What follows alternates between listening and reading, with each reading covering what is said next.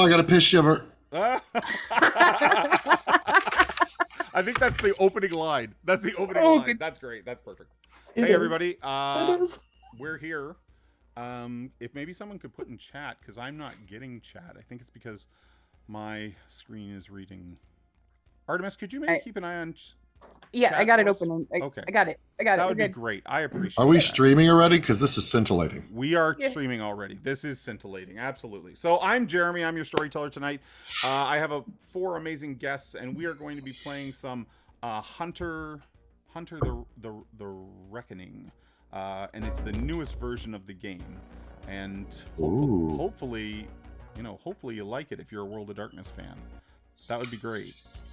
I would love it if you'd like it. So let's go around quickly. We're going to introduce our players. We're not going to introduce their characters. That's all worked into our opening scenes, hopefully.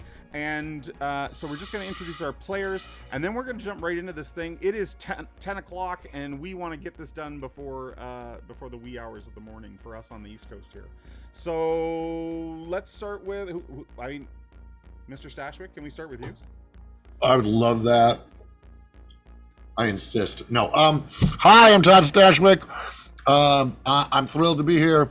Honored to be asked to help out for Extra Life for Kids, and to roll dice in this game tonight with all these fine people. I'm an actor and writer who lives in sunny Los Angeles, and I have too many pets. And yeah, there you go. Oh, I didn't know that. How many pets do you have? Oh, way too many. We don't have enough time. You couldn't even count? No, I could. We still don't have enough time. We still don't have enough time. Fair enough. And we're happy to have you here, Todd. That's good to be here. Thank you. That's awesome. Since I did not mention this, we are fundraising tonight for Extra Life. I just did. And I believe if you type in exclamation charity or exclamation, I got it. do you know which one it is? Yes, I do. So if you have a couple bucks to throw that way, please do. It goes to support local children's hospitals and children's charities. For those that don't know, my daughter has cystic fibrosis. She uses one of the hospitals that is on this list. We use it regularly, and so I know the money goes to the programs. Like, it's not for anybody that's sort of skeptical. So it's a great charity, and if you have the ability to throw a couple bucks that way, we would love it. Let's go on to Emily. Emily, who are you? I'm Emily. I have a miniature painting Instagram, Corvée_miniatures. I write D&D one-shots. I've run a couple of them on this channel. Yes, you have. I also play in the Fixies 5 on Friday evenings. I play a lot of D&D, and this is exciting because it's not D&D. And we're going to GaryCon together. Yes. You gonna be at GaryCon? Yeah. I have never been to an in-person convention. I I actually was think supposed to go. I think to everybody- That was my Gen first. Con. I was supposed to go to Gen Con 2020, and then COVID. The world blew up. Yep. yeah. So Exactly. this is very exciting for me. Ryan, who are you? I'm just a guy. guy. I have a website, CanadianDice.ca. I sell all kinds of dice and stuff. I'm not trying to promote or sell anything here tonight. I just want to help raise the money. That's And awesome. yeah, I'm from Toronto area, London, Ontario, Yeah. and I'll be going to GaryCon too. So There's it's a- exciting. You and I are rocking the Canadian accents here Right. tonight. Yeah, There we go. Thanks, and Ryan. hopefully Jeremy and I have a one shot that's coming out soon. Yeah, we have a one shot that we've put together. We got the art in. It looks great. We just have to get the sort of the layout done, and we're gonna throw that out there. And last but not least, Artemis. People better know who you are here. By now, yeah, I hope so. I'm here a lot. Mhm. Yeah, so I am Artemis. I am the content coordinator and social media manager for the Vactaire. Afi's personal assistant, and I DM on Friday nights. I play in her game on Monday nights, and about 80 other things throughout the week that I always forget. But yeah, I'm always here. I don't really ever leave anymore, so. There we go. And that is the best group of players I could possibly ask for. My name is Jeremy. I'm with Or could get. No, I think Fair. ask for. But we'll let you decide. They're kind of the same thing, right? Let's play a bit and see what we We'll think. see then. by the end. We'll Yeah. see. Yeah. So very quickly, I'm Jeremy. I'm with Old Men Rolling Dice, which is a podcast and Instagram account, and I host Prep or Die, a sort of like a D&D game show thing with Affy over on Goodman Games. She's yelling at you in chat, by the way. For what? She said, "Wow, rude." She's blaming me for something already? Yeah. Oh, it's probably coming at me. That's what I do. That's what I do. All right. So tonight we will be playing Hunter the Reckoning. I want to give a very quick warning to anyone in chat there. There could be some delicate topics that we are not going to plow into, but they could be alluded to, or, you know, with your own imagination, you could go places. So viewer discretion, a little bit of viewer discretion advised. I don't think I've done anything here worse than a Criminal Minds episode. So if Criminal Minds freaks you out, then you might not want to be here. Okay? With that said, let's jump into this. Let's do this. So, our tale begins in 1984. It's October, on a day not unlike today in Pennsylvania. Trees are changing colors to yellow, orange, and red, and the sun is shining, but also a cool wind is blowing, a reminder that colder, harsher times are ahead. The radio is playing songs like Madonna's Like a Virgin, Van Halen's Jump, and Bon Jovi's Runaway. Movie theaters are showing movies like Footloose, Indiana Jones and the Temple of Doom, A Nightmare on Elm Street, and Conan the Destroyer. Some might say these were simpler times. No internet, no cell phones. Small towns kept to themselves and handled their own business. But you need to know a little bit about what happened before 1984. And for that, we need to go back 10 years to Pittsburgh. Pittsburgh 1974 is a city that has fallen on hard times as its steel industry begins to collapse. There's empty warehouses, empty steel mills, and hardworking people are desperate without jobs. 13 boys went missing in Pittsburgh that year, all around the age of 17. No bodies were ever found, just their teeth. Newspapers called it the Tooth Fairy cases. Police were looking, but, well, let's just say they were looking.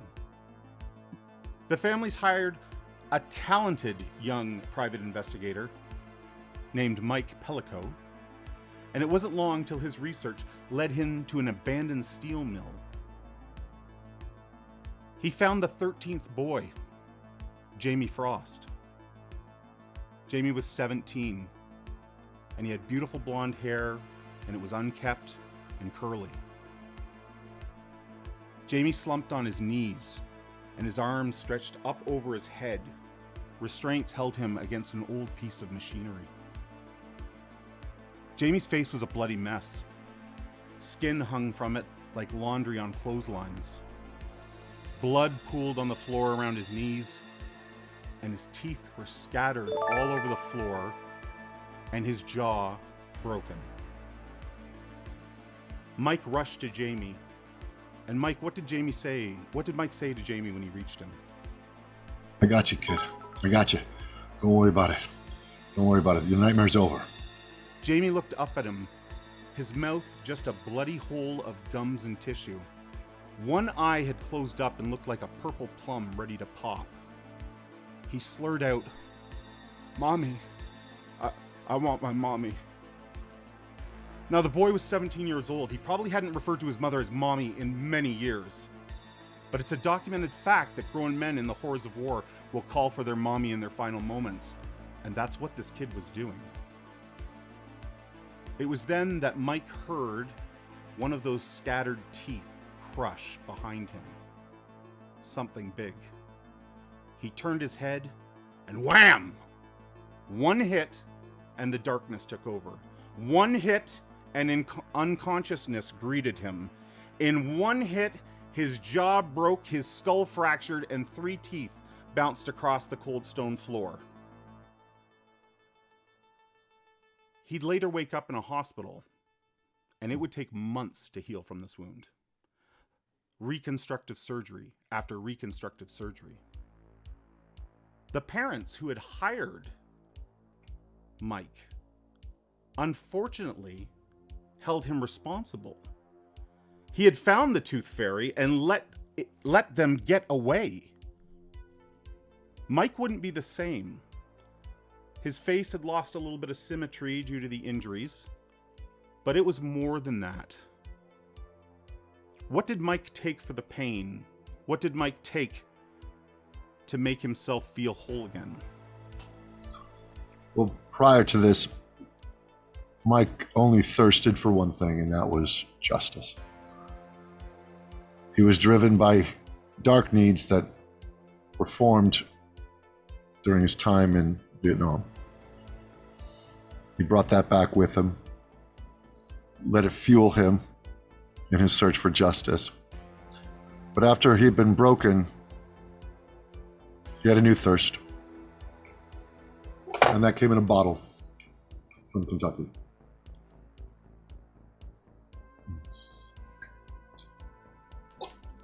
He'd hear the click in his head. He would hear the click in his head as the bite would hit the back of his throat, and everything would get quiet. One last question for Mike. What is the one thing from that night with Jamie that keeps haunting you? That child's one blue eye, staring at me, beckoning me for help, unblinking. It was the eye of a child. Everything else was bruised and broken and bloody, but there was a purity to that, a beckoning and an innocence. It's now 1984, and we find ourselves in your rundown Pittsburgh apartment. Newspaper articles from the 74 cases hang on the wall everywhere, as well as other newspapers from all over the country that bear some resemblance to the case that you were on. What else does the apartment look like? Stained Venetian blinds and empty pizza boxes. There is a small cat, but it's not mine, that I feed every now and then that comes in through the open window from the rain. It's there right now. I haven't bothered to give it a name, because why name something if it's going to come when you call it? There's empty bottles of bourbon. There's dishes in the sink. There's a fly strip filled with flies. And on the radio, Duran Duran's Rio plays. As that song sort of hits the chorus, the TV is in the corner and it's just playing low, but something catches your ear. I'm Ted Hollingsworth, and I'm here in Ridgeway, Pennsylvania, where a number of boys have disappeared. Police are telling us that the boys have troubled backgrounds, and they've likely run away. Sheriff Rose cited that in one case, a letter was received by the family from their son, saying he was well and in Texas. We spoke with Reverend Flanagan of St. Paul's Church, who is urging the community to be vigilant until more details become available. This is Ted Hollingsworth for Number 8 News. I dash to my nightstand and I throw open a drawer and I rifle through a bunch of things. I move a gun to the side and I find a journal, because things that he's saying are ringing familiar. And through my bourbon-fueled haze, I start going through my journal. The dots all begin to connect. This is the best lead you've had in 10 years. If the Tooth Fairy is still out there, you think Ridgeway, Pennsylvania is where you need to be. It's a few hours drive outside of Pittsburgh, but you make haste in that direction. We're then going to fade across to a car. This car's been on the road since 4 o'clock in the morning. And Reverend Hildegard sits in the passenger seat, and the bright lights bother her eyes every time a car passes. But fortunately, there's few cars on the road at this time of night. The road snakes its way through the Appalachians, and you quietly watch the dark trees pass. You got the call yesterday from Bishop Randall of the Long Night. The Long Night is a compact of loosely gathered faithful Christians who believe the world is in the midst of tribulation. And they fight the creatures of darkness as part of God's holy army. The Long Night received a handwritten letter from the Central Bank of Ridgeway. It was on their letterhead. The letter states plainly, the kindred are not to be blamed for the missing boys in Ridgeway. A Reverend Flanagan of St. Paul's Church is the local preacher. He's probably never heard about the Long Night, but you know all about him. You have a file in your bag. Flanagan knows the people and the town very well. He could serve useful. If he doesn't want to help you, Reverend, you have photos from his nephew's bachelor party. The girls in the photos look barely of age. The Long Night picked you because you are the resident expert on the kindred, vampires. Aren't you, Reverend? Unfortunately, yes. Tell us how many people died because of your lust for vampire blood. I believe it was approximately 7. But who knows how many more were hurt. Do you feel guilty? Of course. I didn't have control over myself. I mean, your kindred master did the killing, but you were the bait, weren't you? You lured them to their end. It's hard to resist helping a lady of the cloth. What do you think about these missing teen boys? What if there's another ghoul that's lured them away? It's always a possibility, but if I can save them, I mean, I would die trying to save them. If there is a kindred in Ridgeway, can you resist its blood? That I don't know. You turn at that point and look at your driver. She's young. If you'd kept drinking that blood, you'd still be young like her. You'd be immune to aging. You'd be strong. I'm gonna let you think about that for a moment. As Jesse, a student of the occult, who comes from very rich parents, you've never really wanted for anything. I mean, tell us about the car you're driving, Jesse. Yeah, so it's a fully restored 1969 Tempest with a reg top, and I've had it for a while now. It's my baby.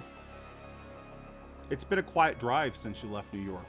Working as a consultant for the Long Night, you couldn't ask for a better break.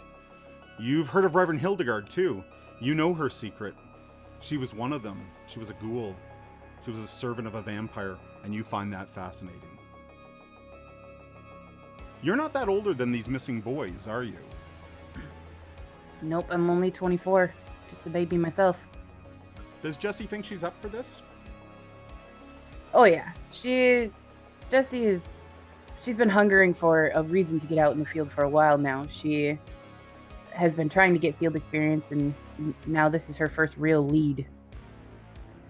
You're writing a book about the occult, specifically blood magic, and you need some field experience. You need to bear witness to what's out there. You need to see the unexplainable. But then, you're unexplainable yourself, aren't you? What affliction do you have? I suffer from stigmata, have since I was just a kid. And where do you think that comes from? Is it a curse? I really don't know. I'm kind of out here to find out, maybe. Everybody around me used to think that it was, for sure. Never had many friends growing up. As you glance across at the Reverend beside you, her focus is on the road and the trees. But you know,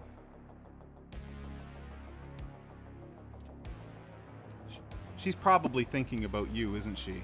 I mean, if you're a stigmata, if you have powers like they have powers, if those powers can now be explained through blood magics or some supernatural entity, will you be the target of the Long Night's next hunt?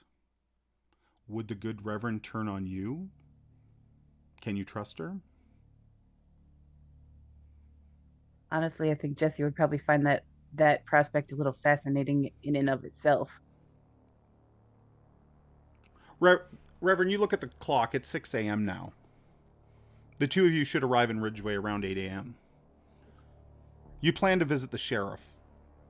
It's always a good idea, sort of the long night's policy. Let law enforcement know you're in town and looking around. Then you're not the bad guy if you cross any lines. Maybe Sheriff Rose can shed some additional light on what's happening with these boys.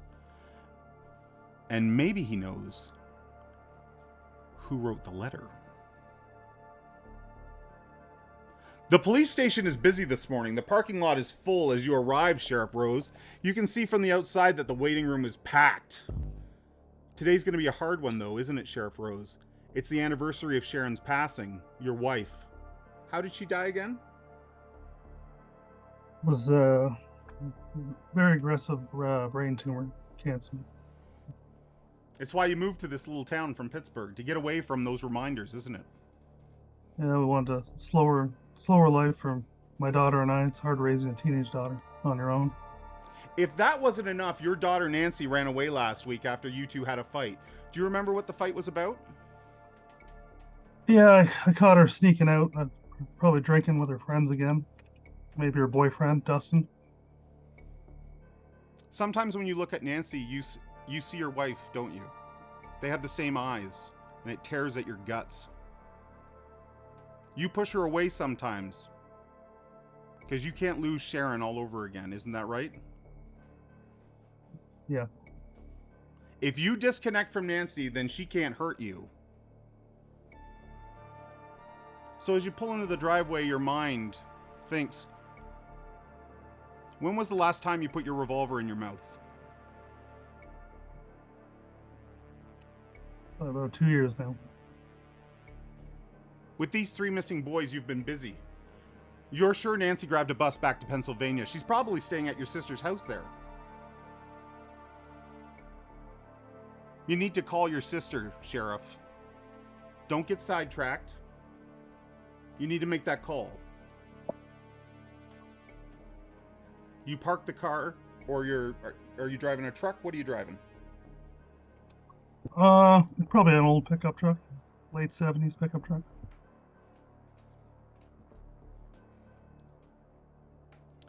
Are you going to go in through the front door? There's lots of people in that lobby. No, I'll avoid the crowd. Too many questions right now. I'm gonna see if I can go around the back. You go in the back door and your administrator, Kathy, just glares at you. She walks over and gives you a coffee in one hand and the mail in the other. Does she make good coffee? No, it's god awful. She's clearly angry. Would she be so angry if she knew what today is for you? I think she might have some idea. You're late. Look, Kathy, I got a lot on my plate right now. There's a private investigator in your office. He didn't give me a choice.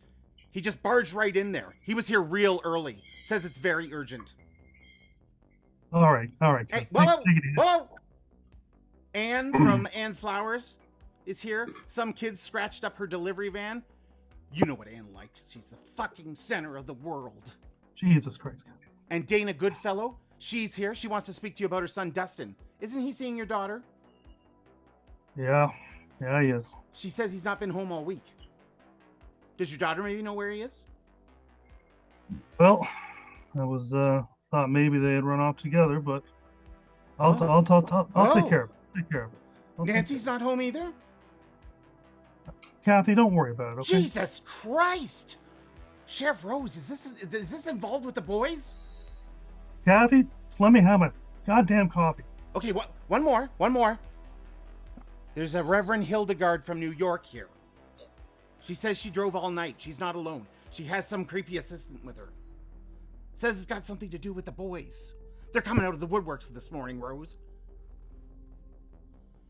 All right, just let me deal with this investigator first, and then I'll see what else we can do here, okay? All right. And don't forget your mail. And drink your coffee. You look like shit. Always a pleasure, Kathy. Kathy returns to the front desk to try to calm down the masses that are gathered there. And you walk into your office to find Mike Pellico. What does Mike Pellico look like when the sheriff walks in? So Mike looks like Mark Ruffalo if he looked like me. So He's on the wrong side of 40. His face is kind of half put back together. It affects how he talks a little bit. You wouldn't notice it. He thinks it's huge. And so he's kind of constantly ducking his face away. His brow is a little broken. So he's got a bit of a relaxed eye, almost Columbo. So he's back there again.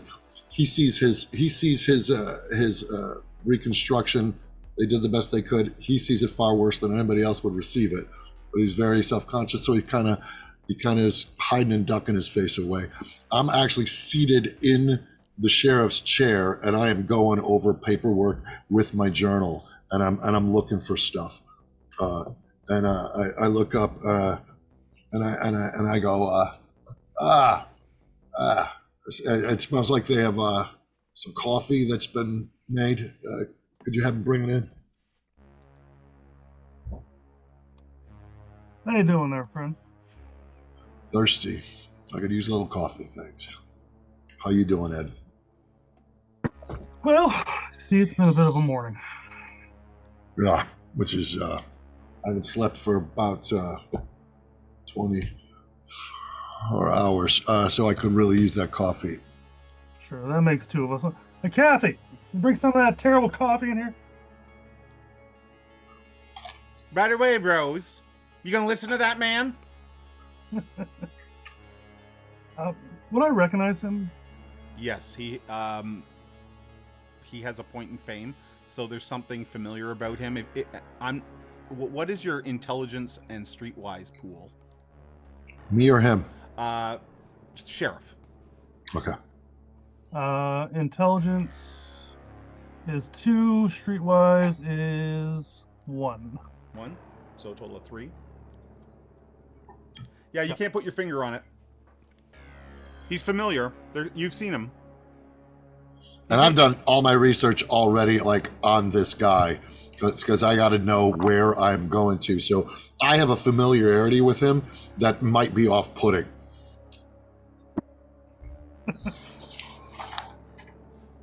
All right, friend. Well, maybe we could talk if you want to. Oh, yeah, forgive me. And he starts collecting up all his papers. He's a bit of an unmade bed. He's collecting everything up. He's got his journal. I am looking for another deputy, but I don't. Yeah, and I move. I notice on the couch in your office there's a pillow and a blanket there, for God knows whatever reasons. I kind of shove him to the side and have a seat on the couch. And I'm like, "Do you mind if I smoke?" Please. Trying to quit. So I go in. Kathy comes in at that point as you're getting your cigarette together. She's like, "Oh, make yourself at home. Here you go, sir." Thank you. You can just shut it down right there. I can't get my Zippo to light. Oh yeah, of course. I could drink it for you too. Sheriff, I there's apologize a big for line being out here, rude. Sheriff. There's a big line. Don't you forget about me. And she walks back out of the office. I kind of slide across the desk like one of those old like golf ball on a stand lighters. Oh, yeah. Slide that across. I just lean in, grab a hit off of it. I find an empty tab can, start using it as an ashtray. Probably got my chewing tobacco spittoon there. Use that. Deja vu all over again, Ed. How do you mean, friend? These kids, these boys, you and I have a big problem. Now I think I recognize you. I apologize for that. Tell me who you are there. When he mentions the boys, I'm going to say you click. It It clicks. just clicked? He's older than you remember. This was 10 years ago, but the Tooth Fairy cases come flying back to you, and you recognize Mike as being the private eye that the family's hired. I would have been a younger detective in Pittsburgh at the time as well. So, okay. That's why he knows his name. Yeah. Mike would have made sure he knew who all the attending police officers were at the time. His ambition got ahead of him. Yeah, we got a problem, and it's probably worse than you possibly can imagine. Well, I've been working these cases for, well, what's the longest one? 7 weeks now, the first boy. And how far did you get? Well, it's Glenn Rogers, 17 years old. I've run-ins with him before. He's a bit of a peeping Tom. What the kid look like? Short, redhead, correctly. Bit What of a color was pervert. his eyes? Brown. I'm writing all this down. Redhead, brown eyes. Caught him exposing himself. To put it gently. Boys will be pervs. He was on the wrong track. He was on his way heading to juvie, but he went missing. Tell me about the others. You got Aaron McInnes about 5 weeks ago. 16-year-old boy, just up and went missing after football practice. McGinnis? McInnes, yeah. How old? 16. Okay, keep going. Long blonde hair, captain of the football team. You know the type. I do. Then we got Gordon Ferris, 4 weeks ago. Clean cut. 16-year-old. Religious type. Did you see any connection with these kids? Well, they all went to the same high school. They're around the same age. All around the same age, 16, 17 years old. His parents, he was late coming home one night. His parents locked him out to teach him a lesson. Haven't seen him since. Hold your children close, am I right? Well, maybe not the best parenting, but maybe effective, I don't know. Well, you got a kid, right? I do, daughter, How old? 17. How's that going? Well, it's tough raising her on my own. You know, teenagers and all. Getting our squabbles every now and then. I'm gonna say, well, while you guys are talking, the camera pans out to the lobby, and everybody in the lobby can see that Sheriff is talking to somebody in that office. Not sure who. They're very chatty back and forth, though. For both the Reverend and Jesse, you immediately pick up on a couple things. Not everybody in this town is particularly happy with their sheriff. Lady by the name of Anne is ranting about her van getting scratched up by kids. Somebody drew a dick on the side of it. She's none too pleased. She has to deliver flowers, you know, to people in the community. How am I supposed to go over to the funeral home with a dick on the side of my van?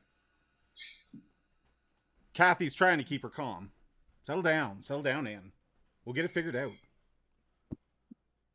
And there's a mum.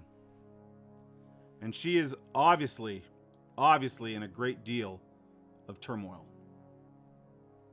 You overheard her mention that her son, you know, he's gone missing. Dustin's been missing a week. Does Sheriff know where he is? Sheriff knows Dustin and Nancy. They date. They're very friendly with one another. You know, all above board though. Dustin's a good boy. He's a good boy. It's not like him to go missing. I need to talk to the sheriff. I need to talk to Sheriff Rose right now. Tears streaming down her face. Kathy does her best to keep her calm. Sits her down, offers to fetch a cup of coffee for her. She accepts, but the coffee just sits there in her hand. She doesn't drink it. She can't bring herself to. The only thing on her mind is finding Dustin. You introduced yourselves when you arrived. In fact, you came in through the front door with the gentleman that's sitting in the office right now. And I mean, if the line works in the order of arrival, the two of you should be next. But you can't help but think that this woman who knows this mother is probably gonna bump her on the line. There's something about that man, though, talking to the sheriff. There's something familiar about him. You've seen him. Maybe it was on television. there's some familiarity there. I feel like I would have come across him like in my research, probably. Yeah, if you've done any sort of background check, thinking if you made the connection, that this might be the Tooth Fairy, that old case that everybody talks about in Pennsylvania, those boys were never found, just their teeth. Yeah, maybe that is that guy, Private Eye or something. And Reverend, you and Jesse both sort of get this feeling in your gut that whatever they're talking about in there, you know, you can contribute. You need to be in that meeting. If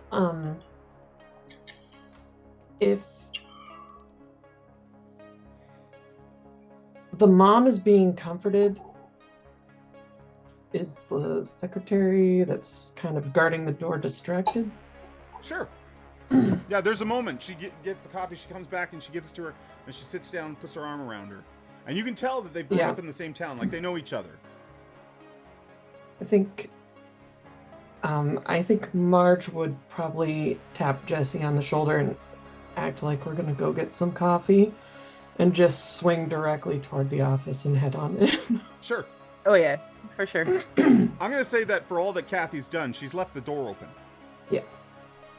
And you sort of step through that doorway just as Sheriff's talking about that last boy. What was his name again? The last one was Gordon Ferris. Gordon Ferris. You guys see two women at the doorway, and maybe you guys can just sort of describe yourselves so they know what they're looking at. I shut the door too, by the way, on the way in. Just come in, like, excuse us, gentlemen, we're here to help. We got some information. Maybe we could do a little sharing, a little bit of talking. And like, Reverend Marge is just haggard. She's like gaunt. She's got dark circles under her eyes. She's, as written on my character sheet, she's 62, but she looks 72. Her hair is like gray and stringy. And she's just like, she looks worn out and kind of like, this is what it is, and just got to get something done. Is she wearing a collar or anything like that to note that she's part of the... Yeah, I think so. Yeah? Just like one of those simple, like, black with the white. Yeah. A little bit. Now, in my obsessions and in my, what I've been through, would I detect anything otherworldly about either of them? Give me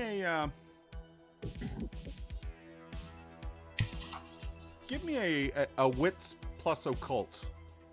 Okay. What is that? What's that total dice pool? Because you might not need to roll it. So that's 4. No, I'm gonna need to roll here then. Okay. I get before we make that roll,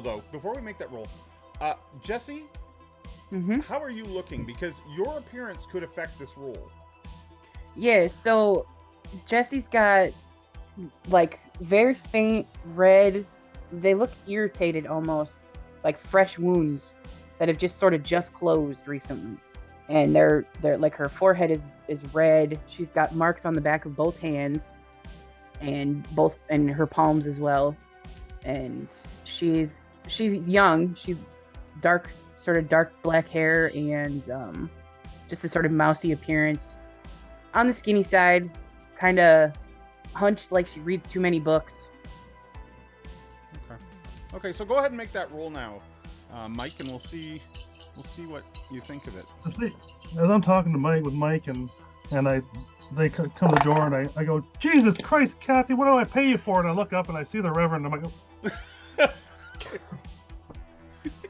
I got an 8, so I got 1 success. 1 success? Mm-hmm. You can't really figure out the Reverend, but you definitely identify the stigmata marks.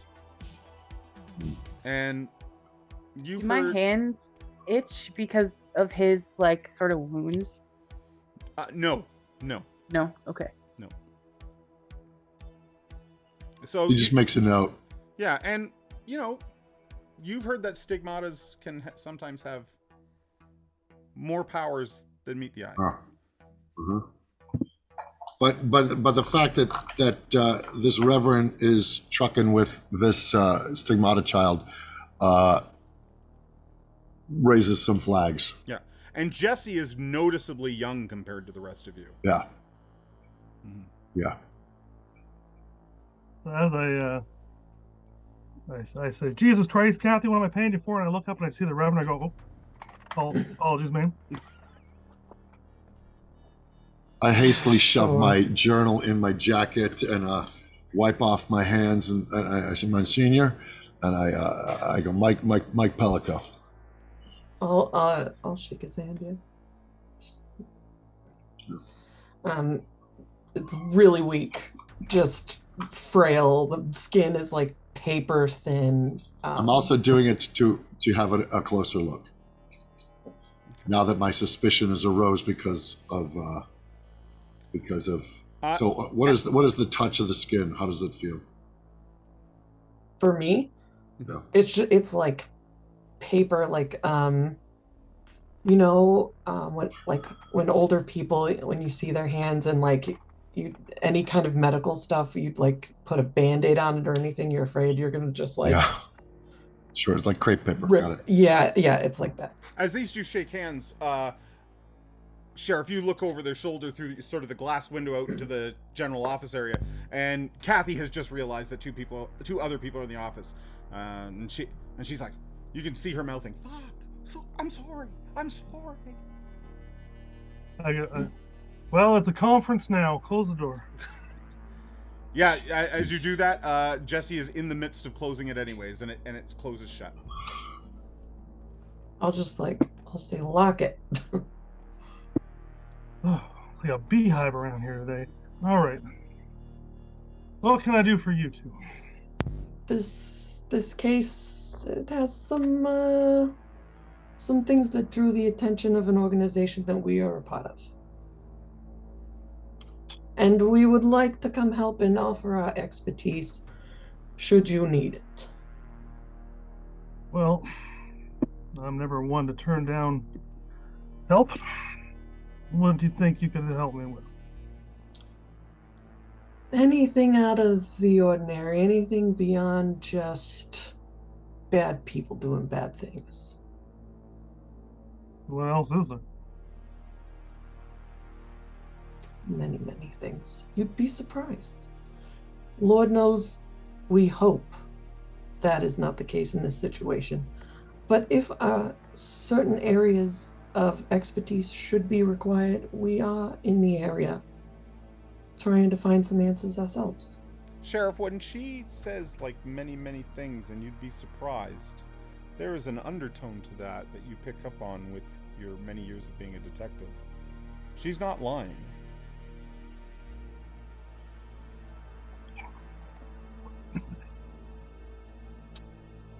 And what's your story there? I look at Jessie. Are the wounds on her are noticeable from where? Yeah, like for sure, across like you the can room? definitely see the ones on her hands or on her forehead, and then she's got them on her hands too. So Okay. they look almost fresh. I kind of do a bit of a double take as I notice that, but I try not to make it too obvious. And I say, well, what's your story?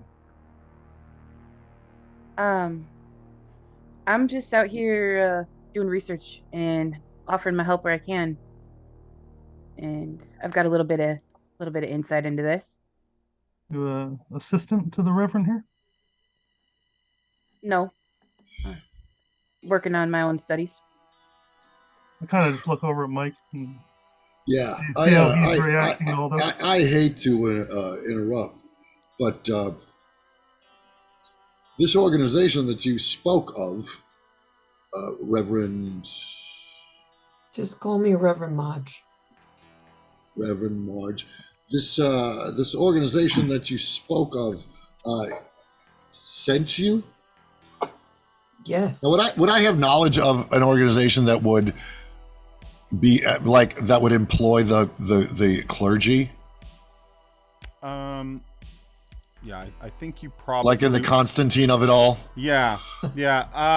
Why don't listen, why don't you roll me an intelligence plus your streetwise, but I'm gonna allow you to add in your status with the underground hunters. So that's an extra dice from that.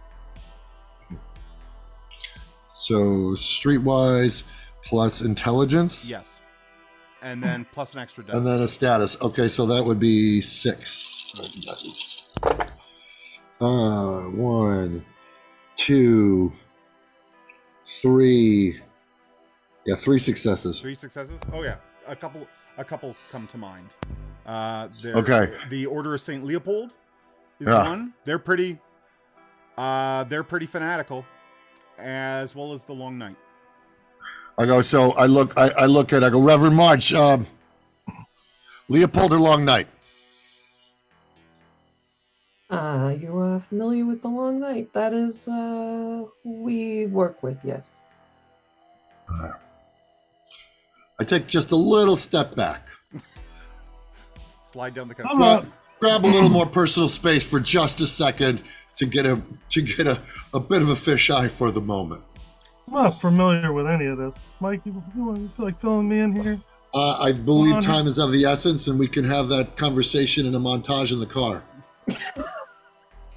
Gonna travel by map? Mm-hmm. Cars move at the speed of plot. Music montage. Yes. So we assume that at some point I will have filled him in Okay. with what I know about Leopold, and because the more allies we get in this case, Yeah. the quicker that we can find these kids, and the quicker so I you can. you guys go through that very quickly, and basically the Long Night is a group of religious hunters that hunt supernatural beings. So Ryan, Sheriff's getting the first sort of hint that there could be more to the world out there, and I'll let you decide how he takes that one way or the other.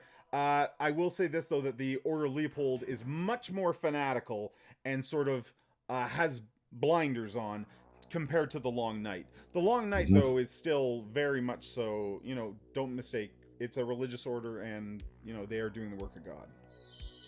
It's just as this conversation is going on, I'm slowly getting more and more worried about my own daughter.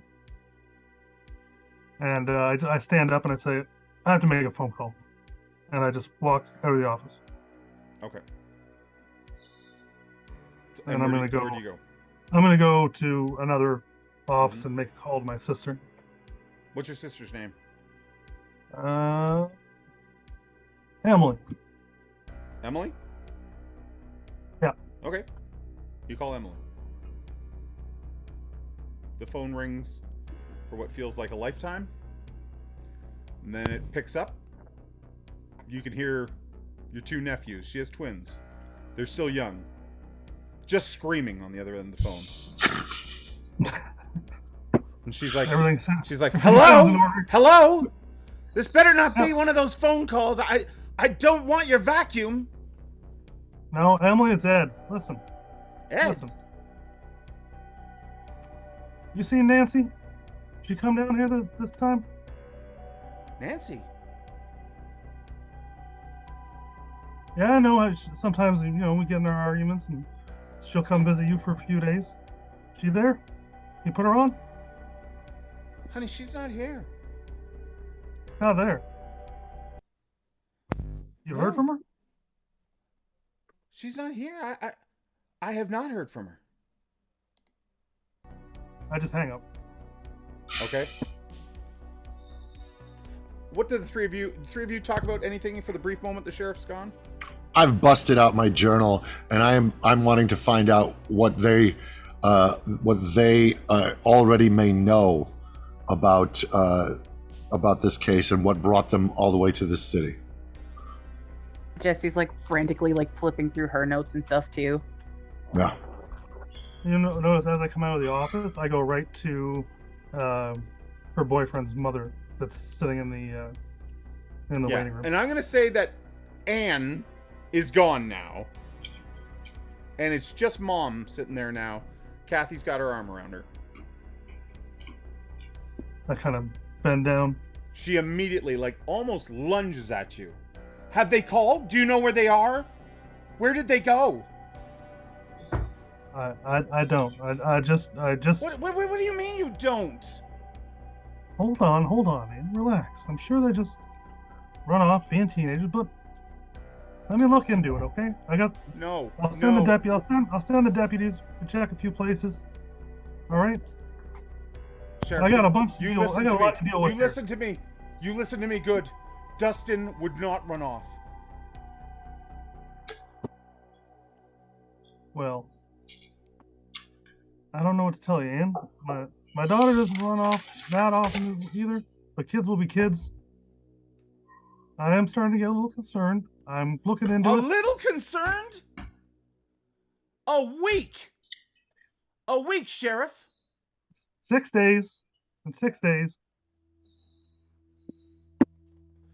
She pushes Kathy off her, and she stands up, and she's not taller than you, but god damn is she like a presence in the room right now. Mama Bear in full mode. I started looking over her shoulder to Fred, who's probably standing over in the corner there. Fred wants no part of it. Like he's like, she's like, I kind of motioned him over. You listen to me, Rose. You find my son. Do you understand me? You find him, and you bring him back here. Listen, Ann, I'm gonna do everything I can to find your son. This is actually Dana. This is Dana. Ann's the van with the dicks. She's gone. Listen, I'm gonna do everything I can to find your son because I think your son is with my daughter. And where is she? You don't know. I can tell you don't know. You're as bad as my ex-husband. You just that doofy smile on your face. Fred, could you get Ann here another cup of coffee? She's like, you save that coffee, and you can fuck yourself, Rose. You find my son, and she walks out. I think, like, while they're comparing notes, the Reverend is just, like, watching all of this out of one of those, like, the window in the door. Absolutely. Just kind of like... Do you want to give me maybe a manipulation, and insight check? Good. Okay, so that's 5 dice.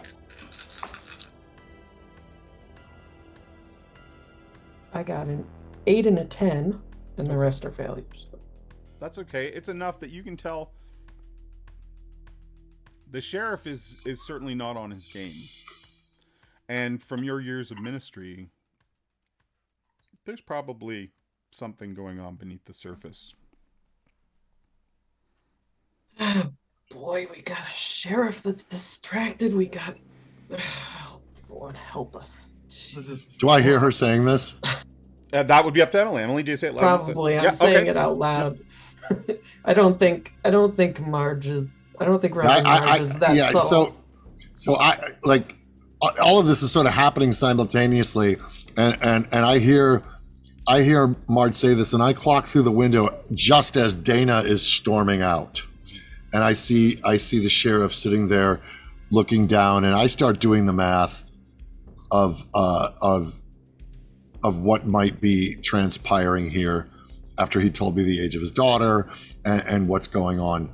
So I start kind of distractedly focusing my attention up and out the window, away from Jesse for a second. Okay. At that point, I'm going to come back into the office. As I close the door, I'm like, any other fucking day. What happened, Ed? Slump down in my seat. As you do that, Ed, you sort of glance down, and you can see that Kathy gave you mail. And the top letter, that's your daughter's handwriting, and it's addressed to you at the police station. Oh, jeez. As I clocked out, I immediately tear it open. Yep. And then as I'm tearing it open, I'm like, oh shit, maybe I should have thought about that a little. Anyway, so I pop it open, open it up. So the letter inside, Dad, Is This, before you? yeah. Is it? Is the envelope or like the mail anything similar to the other notes that the other boys had sent back to their yes, family? it's postmarked Texas. Okay. All right. Sorry. Go ahead. Dad, this isn't working. Things haven't been the same since we lost Mom. We just fight and argue all the time. I think it'd be better if I went somewhere for a fresh start. Somewhere where I can not have to think about her every time I look around.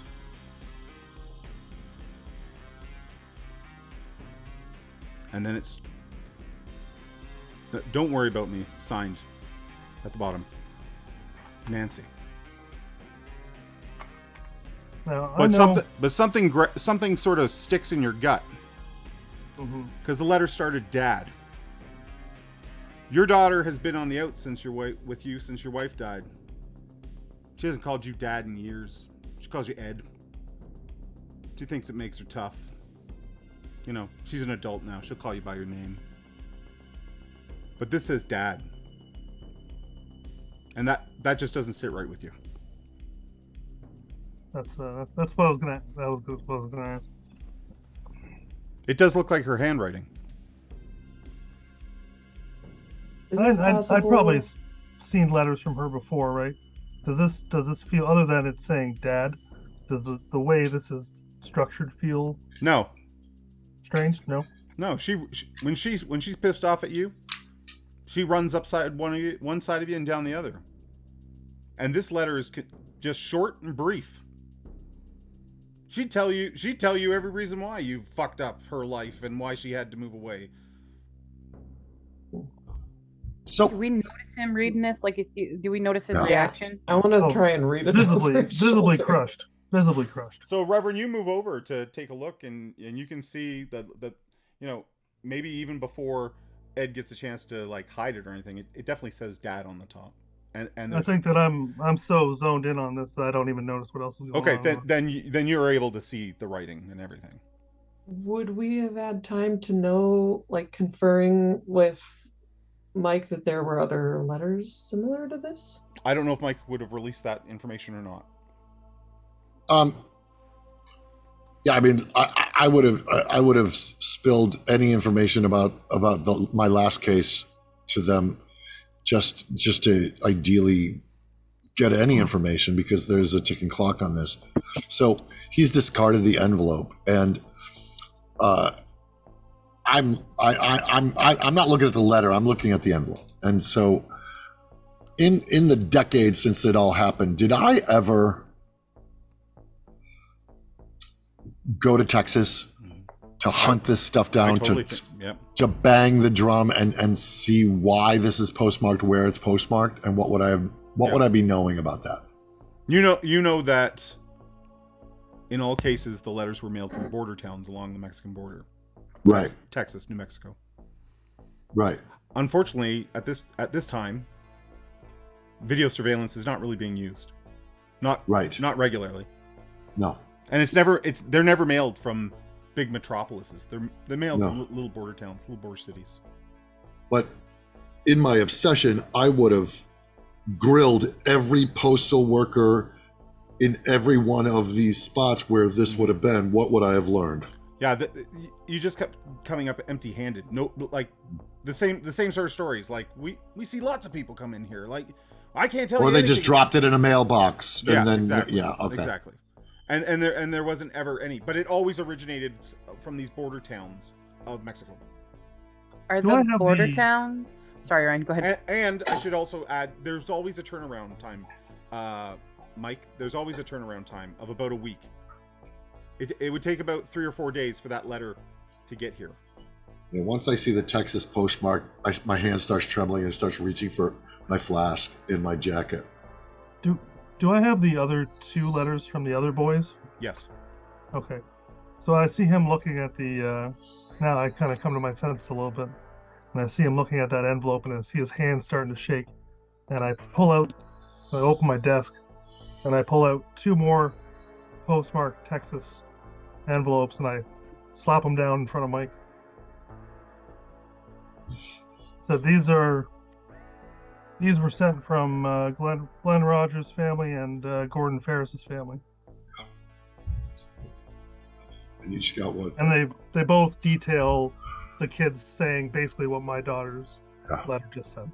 So I tell you,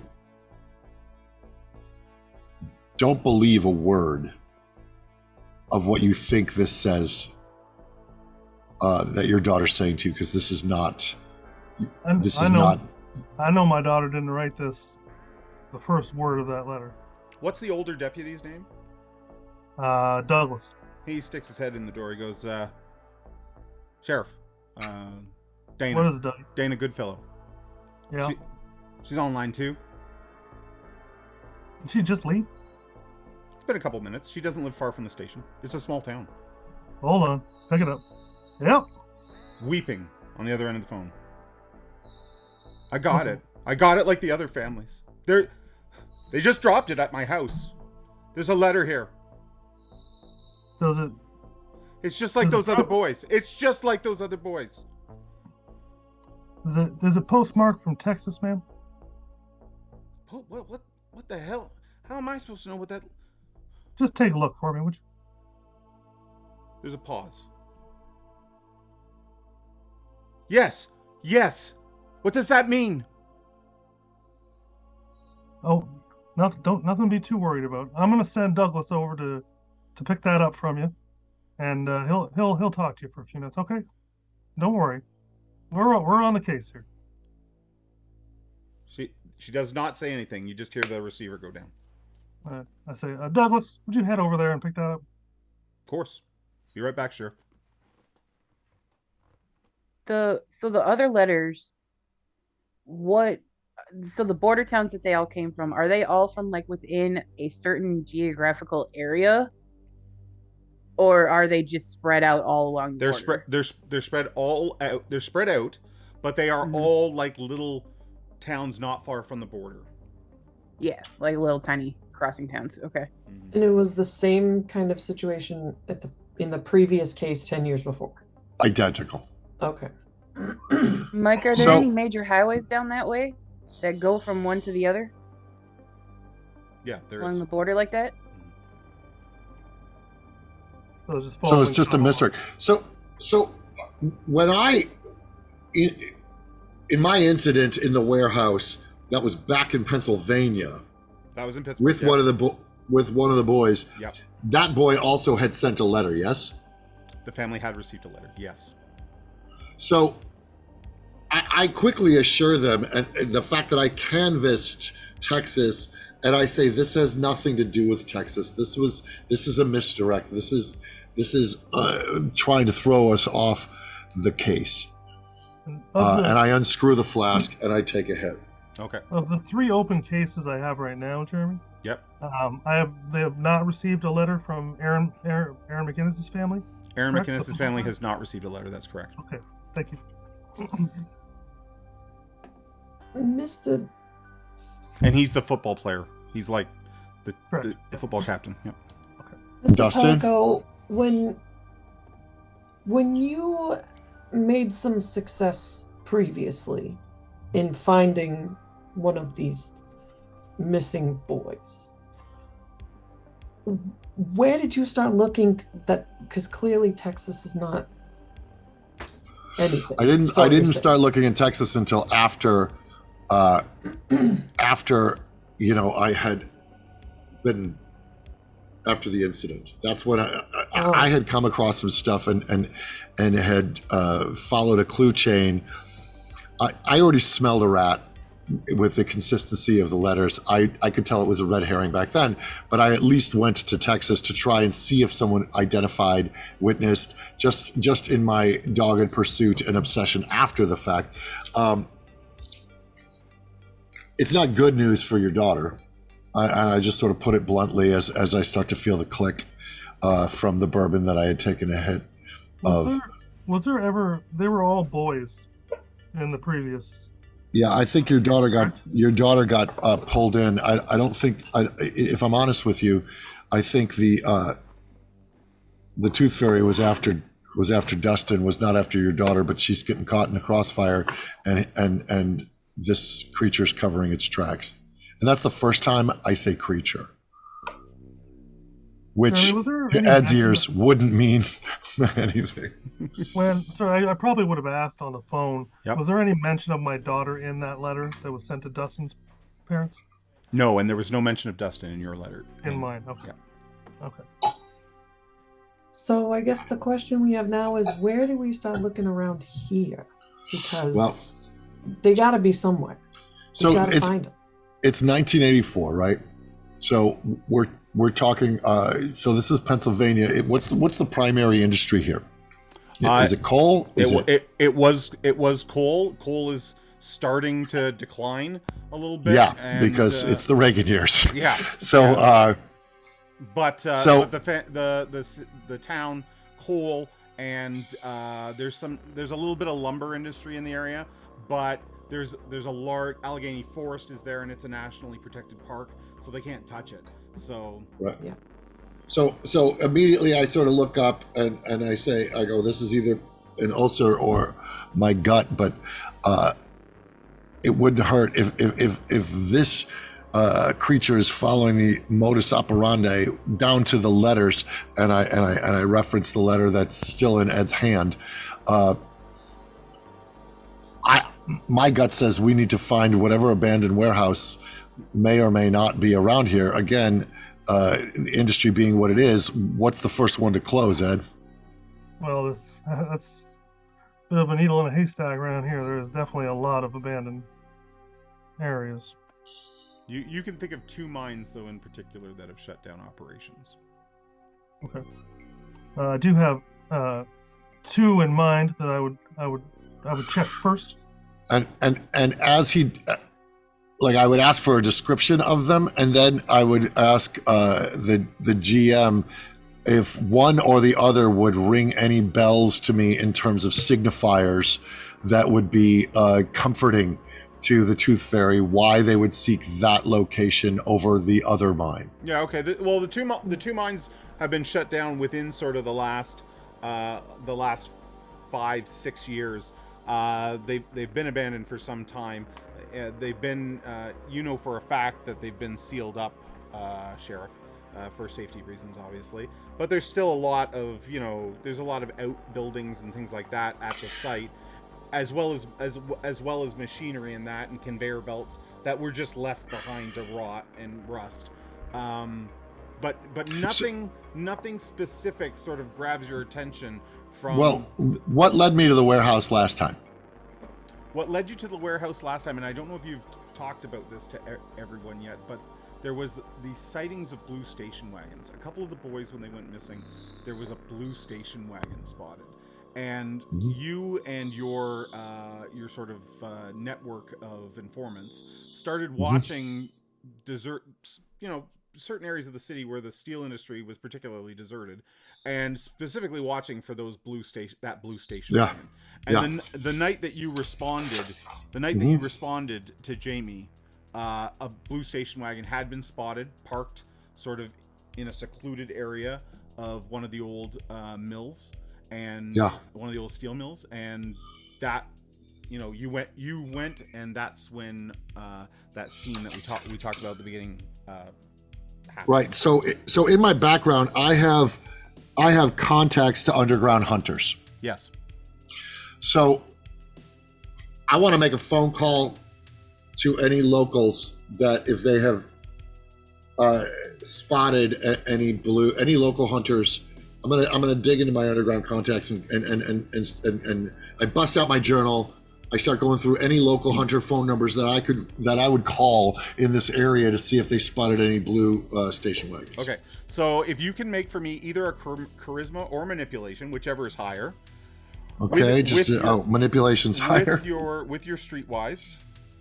Yes. And I would follow that up with however many points you have in. I think you have investigation. I think you have 1 point in underground hunters, right? Yeah, we can do it. Actually, underground. you know what? We can do investigation instead. Let's do charisma, manipulation, investigation. So charisma or manipulation, whichever's higher, plus investigation. Okay. Okay. I think investigation is more appropriate. But Yeah, give I yourself- think I'm good. I got my dice pool set. Yeah. Does he mention do you say anything about the blue station wagon out loud, or you just think about it? You'll hear me on the phone as I'm saying it. With 1, 2, 3. Yeah, I got 3 successes on that. Okay. So there are no hunters currently in the Ridgeway area on any sorts of hunts. There are a couple in Pittsburgh and a couple of the other neighboring towns that are on hunts. They don't have anything for you about a blue station wagon. The one does tell you though that something is bringing down large game in and around Ridgeway. Something's killing deer. Not gently. So it's a yeah. And so yeah, so in answer to your question, Ed, you do overhear me say blue station wagon on the phone. And I'm going to quickly add More than once. I'm going to quickly add this to the game. Everybody's starting to learn more about what's going on here. The sheriff has just learned that his daughter's probably involved, and I am going to put our desperation rating up to a 1. So you can now draw on the desperation pool for 1 extra dice if you're willing to risk that, okay? Sweet. Once he makes that phone call, I'm gonna make a call as well. Yep. With him speaking about this blue station wagon, I'm basically gonna put out an APV on any blue station wagons That's cool. seen in the area. Okay. I'll probably. I guess I don't know if I need to use a skill for that, but No, I'm not going to ask you to make a skill, but I'm also not going to give you feedback immediately. The APB's been put out, and if a blue station wagon is spotted, they're going to report it back to you. And it would probably be like a mid 70s, right? Are you asking the same type station of wagon to car? be detained if it's spotted? Yeah. Okay, and not only does that go out to like your 2 deputies here, your local police, but it's also going to go to the highway patrol that runs. Was there any more through the region. details, anything particular about that station wagon, Mike? Or just a blue station wagon? Like one of those It's a old wood Skylark. panels? It's a Skylark. Okay. It's a Vista Cruiser. There you go. Legit. I like I'm that. picturing like the wood panels on the side. I can The Vista see Cruiser. the shade of blue that's Yeah. like faded. Blue with Okay, wood I'll put out- panels. I love it. I love Yeah. it. I'll put out that APV. It's got like that roof rack. Do you know what I'm talking about? Like the Ah. rack. Oh yeah. The seats in the trunk. Yeah. You mean my childhood? And you notice that the sheriff is starting to get more and more. It's becoming more obvious that he's becoming more nervous and agitated. If the information about the game being That is the In, first. like- That is the first that anyone here has. If Mike shares that, that is the first that anyone here has heard of anything like that. okay. Yeah, I share it. So it's not like a familiar kind of creature or certain type of. Oh, I see what you're something. saying. I understood. Well, listen, Reverend. What is your intelligence and your occult? Intelligence is 2. You can. What about you as well, Jesse? Occult is So- 3. My occult would be pretty high too. I was either thinking like in my research on all of this, like I'm assuming that I would have heard of this old case. Oh yeah. Okay, so like in my it was before. research It was on all sort of this- before your time. Well, yeah, I Like, would have you been were 14. You were only a kid. I would have been 14. Yeah. But still, she would have like looked into it a little bit, and like either in like my research or like even with my ties to the occult or whatever like that, Mhm. like would anything about like either blue station wagons or the animals, would that ring anything with what I've learned? Okay, and sorry, what was your total dice pool, Emily? It was 5, but my occult does say vampires in parentheses, so I don't know if that matters. Okay, it does. That's your specialty. Oh. So if this is vampire related, that might weigh in. Okay. But you know what? So I can tell you that your dice pool is high enough without rolling to know something. And Jesse's dice. What would Jesse's dice pool be with intelligence and occult? Okay, so remind me again. I'm sorry. The ones that are filled in, those are the. That's correct. The black dots those are, are the- are a good thing. Yeah. Okay, so Until we get down to your Health and willpower. your health and willpower. Yeah. Yeah. and I'm sorry, you It said is intelligence bad. and occult, Yes. so 7 altogether for me. Okay. So Whoa, okay. first of all, for the good Reverend,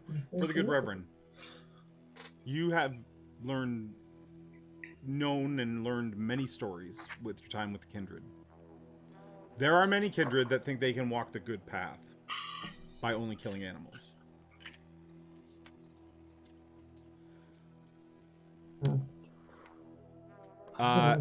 Jesse, it's really important whether this is a male or female. If it is a male, stag antlers and stag blood can be used in blood magics. That is a totem animal that is particularly powerful in the realm of hedge magic. That's in my parentheses. Yes. Yep. For occult. Yeah. That's why I didn't ask you to roll. Okay. Mm-hmm. So if the deer is being harvested, but it would have to be a male. You think?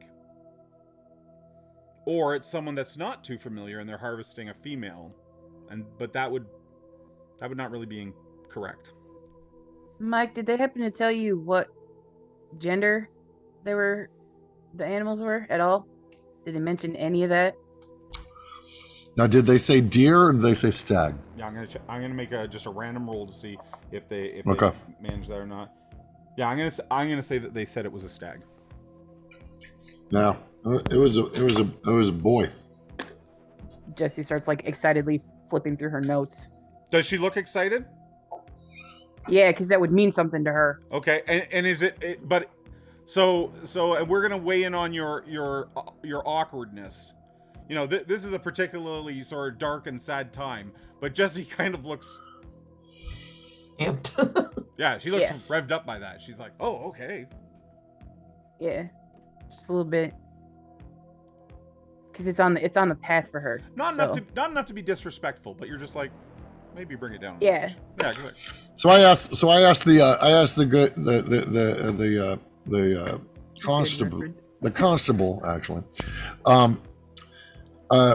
where in town would there be the most deer being sighted or stags being sighted? What part of the woods is heavy deer population? I'm gonna relate to the DM on that one. Yeah, I'm not going to ask you to roll that because this is your town and you've learned a little bit. But so right along the Allegheny. I apologize for anyone from there. Allegheny. The Allegheny National Forest. So you can't hunt in Allegheny National Forest, but there's a lot of farms and things like that border the forest. And once the deer cross into private property, they're fair game. So it'd be like a particular stretch of area where that would be. Did and in my conversation with the hunters, did they say where these deer were found specifically? No, they said that a couple stags were reported in around that area being. And did they say who reported them? Oh, let me ask Ed. Ed, who would come across these deer and would report them? Is there a game warden? Is there foresters? I don't know if we'd have a game warden, right? Because it's such a small community, right? You wouldn't for private properties and that would probably fall under your jurisdiction, being a small town. However, if the animals were found in the national forest, then there would be Park rangers. And this obviously is new if it hasn't been reported to the sheriff. But my underground contacts are catching whiffs. Yeah, I don't think I've heard anything about this. So it would have been a national issue, not a local issue, if it was a national forest. So who would you call, Ed, to find out where these deer were found? Let me check my background here. I would assume I would have some contact with that through my influence, correct? You could use your influence, or if you have law enforcement, the Department of the department. I don't. Fish and Game. Being a Canadian, I might be calling this wrong, but we would call that like the Department of Forestry and Natural Resources. So some equivalent of a U.S. department would, they would employ the rangers, and they would be the ones taking care of making sure everything. I'll pull my contact in. So if you have law enforcement contacts, I have law enforcement or influence. Okay, which is higher? They're the same. Okay. So we'll go with law enforcement. Okay.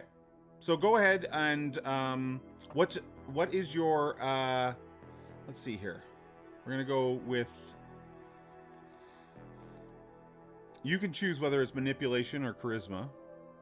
Okay. Let's go with the same. And then I would combine that with probably either your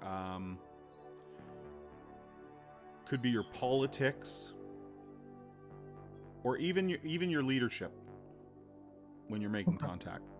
Okay, I'm gonna go leadership and manipulation. Sure, and then add the extra dots from law enforcement. Yes, and if you would like, you can add your desperation dice because I'm at 7 dice. I think I'm okay here. Okay. Go ahead and roll that. I have a critical success. I have 2 10s and 2 10s and 3 other successes. So you have 3 successes plus 2 10s. So that's 5 successes, and then because you rolled 2 10s, that's like a crit. So you get another 2 successes. So that's 7 successes. So you get somebody on the phone who's like, sorry, I'll take care of this. I'm here with the Tooth Fairy right now. He's like, at first he's like, well, who, what are you inquiring about? And then all of a sudden he's like, wait a minute, I know who you have to talk to, and you are put through to one of the ranger stations, and we're gonna say Ranger Eli. And he goes, Sheriff? You don't know this guy, but he tells you that, there's been 2 deer found right along the edge there, right along the edge of the forest, what they protect. In both cases, the deer had their throat ripped out. Not a whole lot of blood either. You still have those bodies there? Just physical damage. But Sheriff, we've been keeping this under wraps, Sheriff. We thought we had. How'd you learn about goes on in this town. Well, good on you. Can I get the coordinates for that, please? Yeah, absolutely. He gives those to you.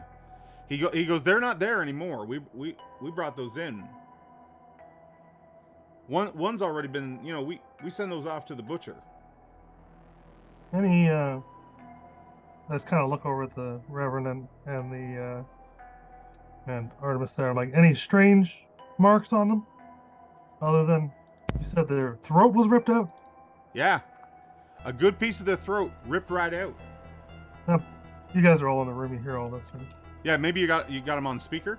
He's like, he's like, we thought maybe a big cat, but we haven't had a cougar in the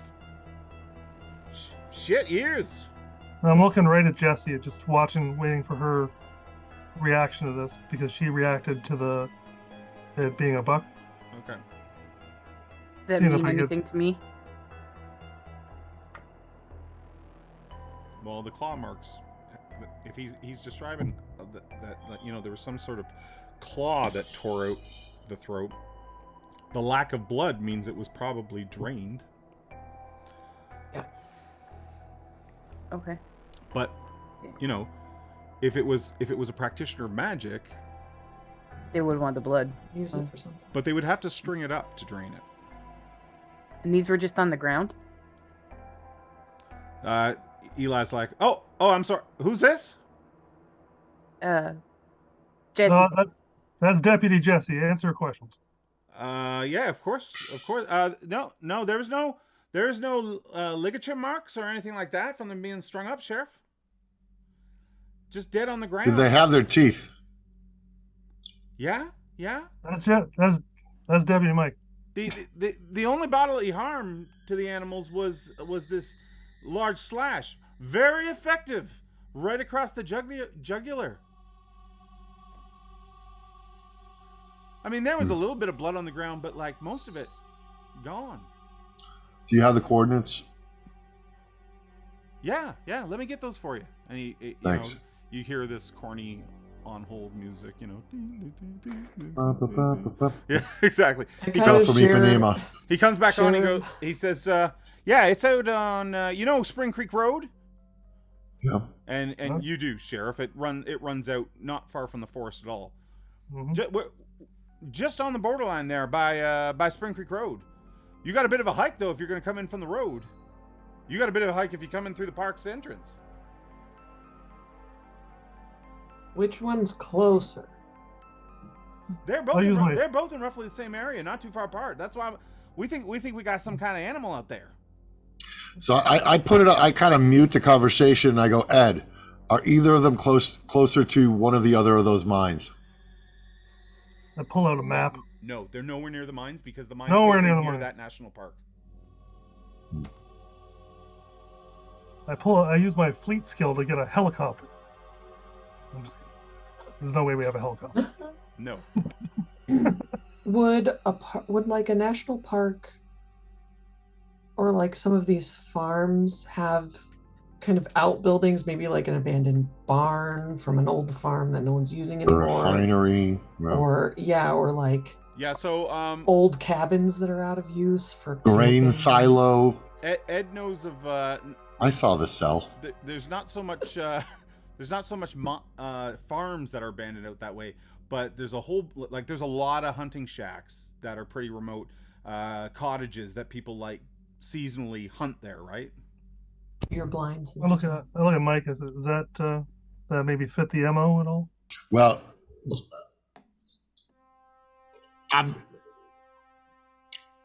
ask this ranger if he's seen any blue station wagons. So I unmute it. He's like, no state. You couldn't get a vehicle that far back in here. It would have to have 4-wheel drive if it came back in here. You seen any? Were there any tracks or anything near those deer? No, real strange. What about at the park entrance? Have you seen any blue station wagons there? There should be surveillance cameras for those. I haven't worked the entrance for a while, but I can put you back through to them. That'd be great. Okay, so he transfers you back, and you come up empty there. The park entrance, they have not seen anything matching like what you're describing as far I'm as assuming no surveillance. Okay. No surveillance footage at all. Probably. No. Okay. Perhaps we ought to see if we can get out there and start looking around ourselves, see what signs we can find that we know what to look for. Yeah. Well, maybe it's time for a road trip. Okay. So do we kick into Act 2? Let's do that. So we get into some vehicles and we're driving out into. Are we all going in Sheriff's 4x4? Or well, Sheriff's got a car, and then you guys got a car, right? Yeah. Yep. Yeah. Sheriff's got a truck, right? You know, since I have the skill, maybe I should try to use it. Is there any chance that I could have some sort of off-road vehicle available by using fleet? Absolutely. So you can use your fleet edge if you'd like. That's intelligence plus technology. Okay. If you don't like that pool, remember you can add a desperation dice in there. Intelligence plus technology. That would be a 3. Yeah, let's use 1. Let's go for 4. Let's use a desperation. I think we're gonna need to go off-road here. Just make sure you know which is your desperation dice. Sure, it'll be this beautiful.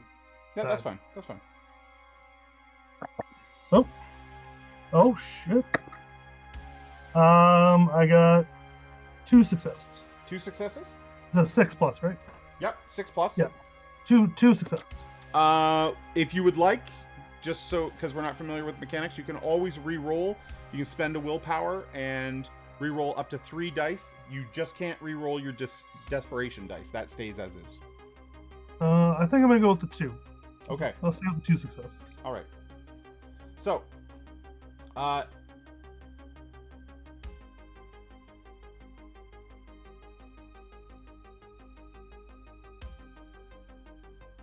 Yeah, you've got an old quad runner, like probably 3-wheeler at this point.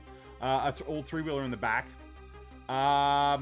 It's not really reliable. It broke down the last time one of the deputies took it out. But it's up on the trailer. You can put it behind the truck and take it out there. Yeah, we'll give it a shot.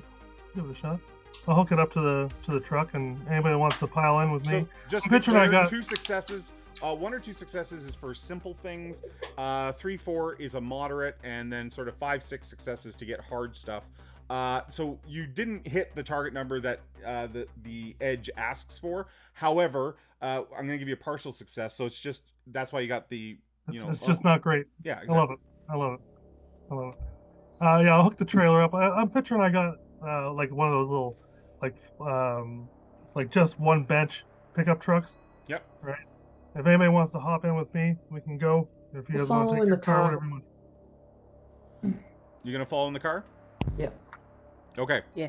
So you head And out. as I'm getting up, I go to walk in the office. I get my hat, put my hat on. Fantastic. Yeah. I turn around. I look behind me. I look at the shotgun on the wall. I walk back in. I grab the shotgun and I head out. Okay. As we're exiting, I pointed a picture of his daughter on his desk, and I go, "We're gonna find her. We're gonna find her, right?" I walk back in the office. I grab another shotgun and I throw it to Mike. Okay. And you do have the arsenal perk. I'm not going to have you roll that though, because you also have the bonus team requisition, which means you would only have to roll if you were going to outfit the entire team. If you're just giving Mike a shotgun, I'm not going to worry about that. You give him a shotgun. So you head out into the truck. You get. I didn't think to offer the Reverend a shotgun, so. That's okay. She's got all the tools. The group of you drive out there. Jesse. Yeah. Your beautiful car is not built for roads like this. No, I can't imagine that it is.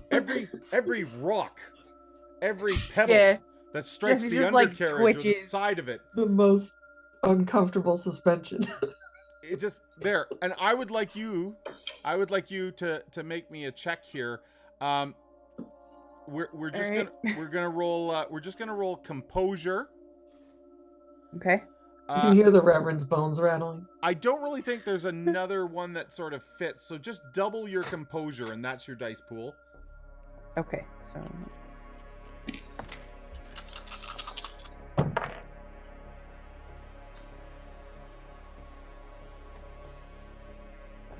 Okay, so I got 2 10s and a 6. Okay, so 2 10s is a crit. So you count those 2 plus your 6, that's 3, and then because it's a crit, you get another 2, that's 5. So you were risking some willpower damage, right? Because you're like, my car. I know, right? My baby. But you're okay. You're like, okay, but there is a greater purpose here. Like I need to do this field work, and this is part of doing field work. So Beautiful tempest, and the shocks are just. No, it's We been passed so an sad. Like, it Impala hurts. going the other direction. It hurts to think about a Tempest going through that because those are beautiful cars. So listen, Sheriff, you pull up into roughly an area of the road where you're not far from where the ranger described. You're gonna have to make your way back through, and strange coincidence, there's a road leading back in here into the woods. And I wouldn't recognize this. Haven't been here before. You know, there's some hunting cabins in this area. Is it like a road, or it's like a path? Like a dirt road, like someone has cleared a path through the woods, and there's tire tracks. Like cars have come in and out of this area. Maybe not recently, but enough that over time they've worn their, they've left their mark. But this isn't something I remember. I don't remember this game. Well, you remember that there's hunting cabins out here. Maybe not this exact one. Right. Maybe I just haven't been here this particular area before. Fair enough. No. There's trails like this all around the place getting back into the cabins. What? Why don't you guys jump in the truck? I don't think the Mike- Tempest's gonna make it up here. Mike fiddles with the radio, and he hears an ad for Extra Life for Kids, and that people should donate. Thank you. as a Yes. opportunity because the kids really need your help. So Let's link that. Can we link that there, Artemis? Yeah, I'm doing it right now. Yep. As we are trying to raise a little bit of funds here for Extra Life. as we're trying to save some kids' lives, Exactly. so are the people from Extra Life for Kids. There we go. Yeah. So I did a little verisimilitude there. I love that. As the radio pans out and we hear an ad, and then I change the station and it's a Gold Dust Woman by Fleetwood Mac. Listen. So do you guys climb into the back of the truck? The sheriff says, like, climb in. Yeah, for sure. Begrudgingly, yes. Yeah. Reverend, could you make a stamina athletics check for me to get in the back of the truck? Oh yeah. That's one die. Is that one die? Okay. That's one die. Would you like to risk the desperation dice? I might risk a desperation. Oh no. Are you gonna risk? Why the not? desperation? One shot. Leave it all on the dance floor. That's right. Nope. No. Two She's failures. trying to get her leg up, but she looks stiff, and she's not getting in the back of that pickup truck. I swap out. Okay. And I Come on, leave. hop on the I let the good Reverend I go Padre, and I invite them into the cabin, and I ride in the back like a hound dog. Okay. So the truck thank makes you, its Mike. way into the woods, and it's not long before there's a cabin up ahead. Parked in front of the cabin is an old gray, rusty pickup truck, and a second vehicle is parked beside the cabin, and it has a tarp over it. Is it station wagon shaped? You think so? You think All so? right. There are I knock so that we don't pull up too close. Okay. There are thin wisps of smoke coming out of a very narrow, sort of tin chimney. There's probably like a little fire pot or something inside. What time of day is it now?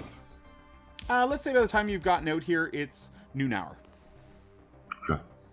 But The trees- I'm the trees guessing overhead- the trees are the tre- obscuring the. Yeah, the trees overhead they're like yellows and oranges, and they're the ground in here is all dappled. with Autumnal. sunlight.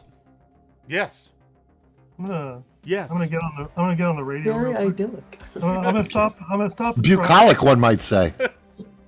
I stop the truck Yep. a decent amount of way, and I try to ease it in because the brakes are a little No. Okay. right. So I try to bring it a little back a little bit. Yeah. Once the cabin gets in sight, and I get on the radio, I like that. and Yeah. I'm gonna radio to the deputies who are probably back at the office by now. Yep. Yep. I'm just gonna give out our location, just so they know where You we actually get Kathy. are. Oh no. If Kathy survives, that's all that Fucking matters. Kathy. I got you, I just Sheriff. want Kathy. I got my ears on. Where are you? Kathy, listen, Kathy. I need you to talk to Fred and Douglas and give them these coordinates. Tell them where we are. And I'd like one of them come out here, but stay back on the road for me and I'll fill you in a little bit. Just send one of the boys out, preferably Fred. You want the old one or the younger model? Yeah, send Fred. Send a younger one. 10-4. Still picture Gold Dust Woman is sort of playing over as we're slowly getting out, and I'm checking my shells. Yep. And it's and he's calling in. I sort of make eye contact with Stigmata, and I give a nod. I give a nod to the Padre. I pull see out Mike. my stun gun.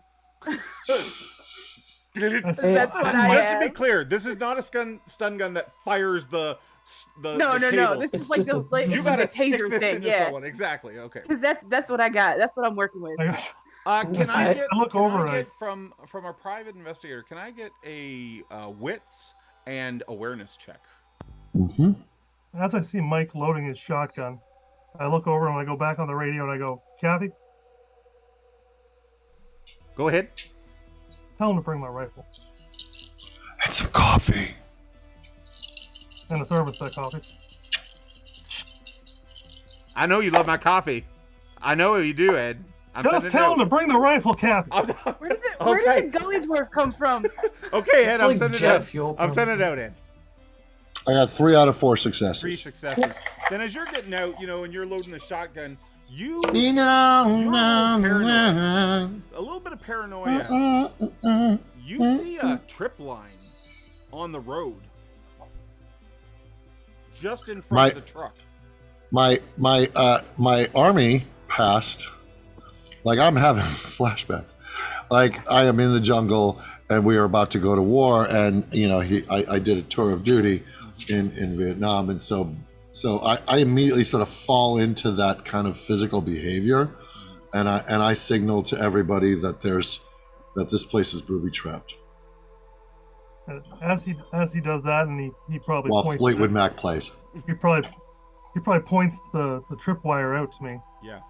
I reach into my pocket. I pull out a little deputy badge, and I give it a wipe, and I flick it at him. Okay. And for some reason, like in a movie, I automatically am able to just put it right on without the weird fumbling. Absolutely. No, you know what? Screw that. I do the weird fumbling. Like, damn it. It should be cooler, but it's not. But I look up at the Reverend and I go, and I look at Jesse. What do you think we're actually dealing with here? Because I know what hit me, but I didn't get a good look at it. I mean, gosh, Jesse knows more than me. There could be a number of different kinds of vampires that are trying to be good and not kill people, but if this is something that's done this before, I don't know if that's... Well, when you say be good and not kill people, if this is any way connected to the Tooth Fairy, there's not a lot of good going on today. Yeah, I didn't figure. I look at her like she has 2 fucking heads when she says vampire. Okay. Ah! Yeah. What's maybe going through Sheriff's mind when, like... Well, it's They already just told been you a Dracula pretty could be shit here. day to start with. A Dracula. He And doesn't also know what to make of it. pulled out a wooden cross with one end sharpened. It's my equipment. Jesse? I look at Jesse and I go, what do you think? Well, lots of things use blood for magic. I don't like where this is going. Jesse, would you maybe like to try to sense the unnatural? Sure. How do I do that? So you're going to roll your wits plus your occult. It's cool. Wits plus occult, and if you'd like, you're welcome to add a desperation dice in. So what happens if you fail? If you fail using desperation? You Bad? will bump our danger tracker up 1, and as danger goes up, you're basically... Story gets better? Yeah, you're basically tweaking Holy the end. shit. The end. What? End result. What did we get? I got 2 10s, an 8, and a 6. Woo! Nice. So 2 10s bonus, so we get extra. Jesse, closes her eyes. I'm using my old man rolling dice. Nice. Yeah. You tell me. How do you sense the unnatural? What do you put what does Jesse do? I guess it sort of depends on proximity, really, because if, like, at first, as she's kind of sensing, like, her hands would start to itch, her forehead, and the closer she gets to something that's unnatural, the more the wounds are apparent. Her hands definitely start to bleed, her forehead starts to bleed, and from everything that I've seen so far, her eyes start to bleed. Yep. So I can tell you, none of that begins to occur. And you don't feel the presence of anything unnatural close to you. And with that kind of a roll, you really reached out into the forest and nothing. Okay. There's nothing. I don't think we're gonna find what we're looking for here. I got sort of a sense for these things. Well, I want to go low, and I want to kind of go up to the tarp and take a look at what's under it. As he scoots off towards the tarp, I'm gonna go the other side, and I'm gonna kind of see if I can get behind a tree or something like that. That's Okay. off to one side. And I'm just gonna watch the front door. So let's do this first. Mike makes sure not to hit the tripwire and goes and checks the tarp. Sheriff, as you go around the edge of that tree, you can see where the tripwire terminates. There's a goddamn claymore there. Jesus.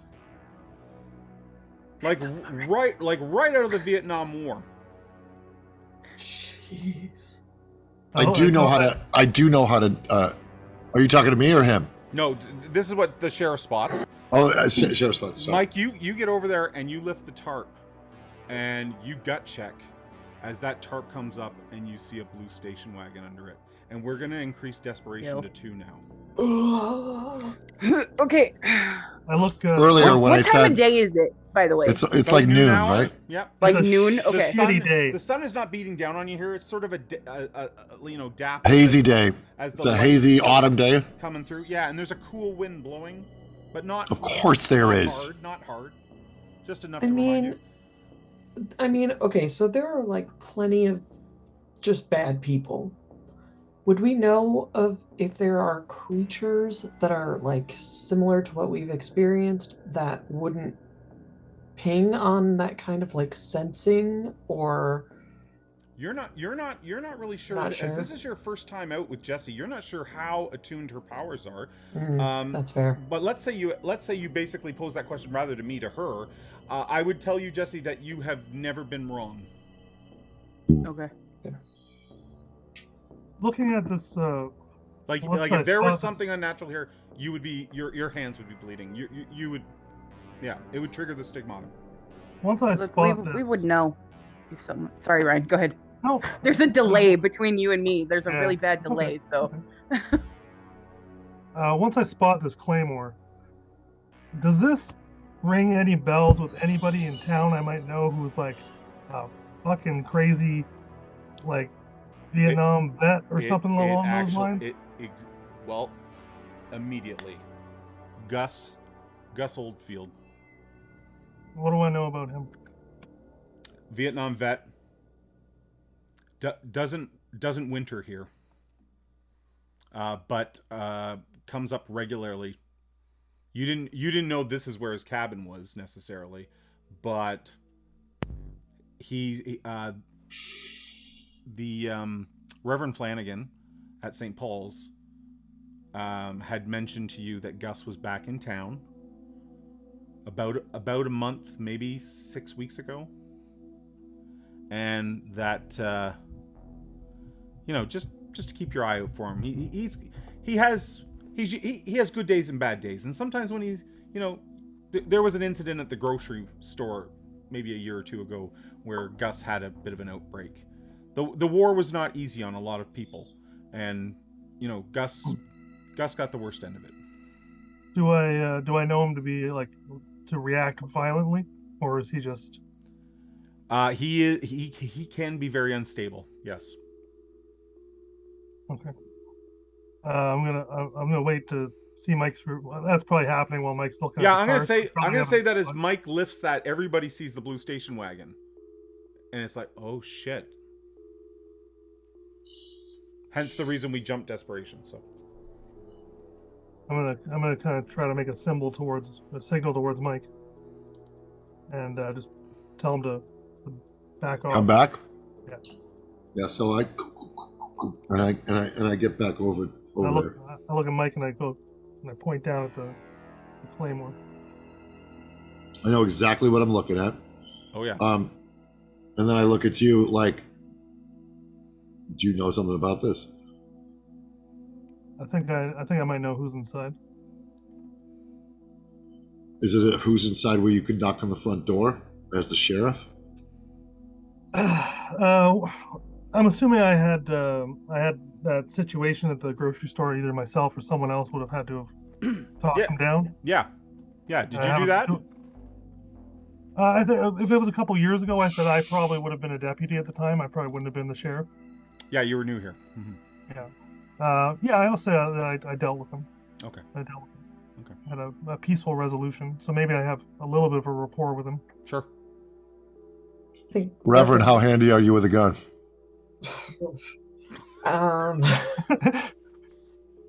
Can't crawl into a truck. Not but too handy, awesome but I with a can shotgun. I could get something with this Jericho stake. I'm pretty good with words, though. If you need help, I can help you keep things calm. Well, I'll cover from the side if you want to just knock on the front door there, Ed. maybe Would you know if he was religious? put the at all? firearms away. I don't need him seeing a show of force. Oh, he won't see me. Don't worry about that. All right, you be careful around the side there. I don't Yeah. know what else could be around here. Yeah, I know where to look. All right, I'm gonna head up to the front door. I'm gonna wait till the. Are you guys gonna go? Do you guys want to be in sight, or do you want to move out of the way? I think it's best if I deal with this gentleman on my own. If you could keep an eye out, though. I think the Reverend would probably come with you if you need it.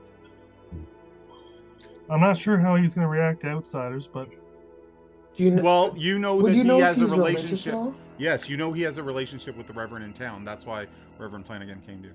okay, great. So I've Yeah, got my please. collar on, and I'm just Yep. like, maybe I could ease his mind a little. We're just here checking things out. We've heard some Okay. things have been happening at games. So the Reverend and Sheriff are going to the front door. Mike has sort of taken up a flanking position on the cottage. Yep.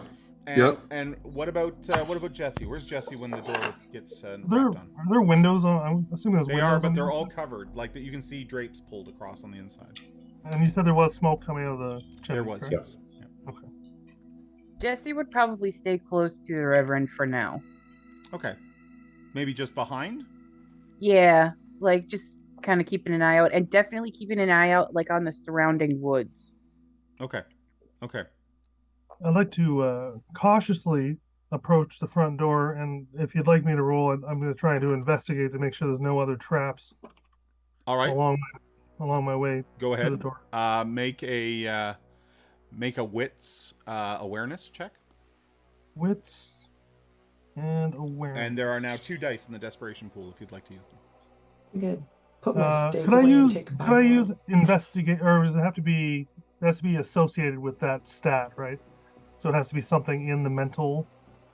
No, if you'd like to use investigation, that's okay. Wits is definitely what we're I think using. I'd like to here, though. use, and tell me if it's not okay. I think that I'd like to use composure and investigation. To stay calm. Yeah, Okay. Yeah, sure. keep my wits about me as I. Yeah. I think that's good. Okay, so that'd be 6. Okay.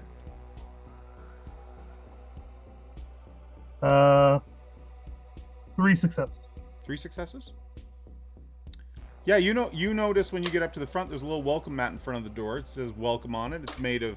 It's made like it's one of those like, what's the word I'm looking for here? Sort of that rough, that you wipe Like- your boots on type thing. Yeah. Yeah. But it sags in the middle. Is there any sign of like fresh mud on the? No. Okay. I'll give a little knock on the door. Say, Gus. Ed Rose here. It sounds like something falls over inside. Who is it? It's Sheriff Ed Rose. Don't mean you no trouble. Just a few questions. We met before? A window. Mike, you see this, but he doesn't see you. A window sort of slides, pulls the curtain back and takes a quick peek out to see who's out there, and then right back away. You get a brief vision of a man, middle-aged, hasn't shaved in weeks, hair totally disheveled looking. Comes and he opens the door just a bit. How you doing there, Gus? Sheriff, you be careful on that mat. Oh, There's All something right. under the middle, isn't there? there's something under that mat I should know about, Gus? Yeah, you can't be too careful. There are things in these woods. What kind of things, Gus? Oh, there are bad things in these woods. Oh, I'm sorry. I'm being rude. Let me introduce the Reverend here. Oh, Good Reverend. afternoon. Good afternoon. We're just trying to get some information. I'm now Southern. You're not. You're not Reverend Flanagan. Who are you? No, I'm. What happened to Reverend Flanagan? Oh, I'm familiar with him. Oh. We're just here trying to get some information. That's all. We're just trying to help Will the sheriff with this investigation. he sticks his head out and looks both ways, and he's like, "Well, come Did in, you but say- mind the mat. Be careful." And he sort of opens. Anything else I should be careful of inside here, Gus? No. And he's like looking all around up there. Just three. I'm just of gonna you. give him a quick. I want to give him a quick once over, see if he's armed at all. Oh yeah, he has like a very large pistol in his hand. Didn't need the whole investigation in his hand. Pennsylvania in the 80s. Of course he's armed.